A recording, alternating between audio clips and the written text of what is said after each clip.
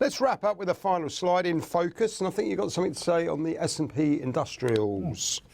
Well, we talked about, touched on Caterpillar earlier in the week, and I just wanted to come back to the US industrial sector on the back of that.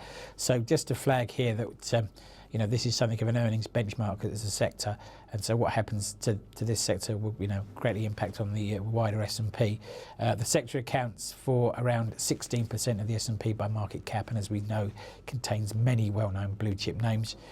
As I say, as we approach Q3 earnings, which kick off officially on the 8th of October, there are concerns about the performance and outlook. So looking at the chart here, you don't have to be a rocket scientist to see that we've come back to, as of the close last night, some very key support levels.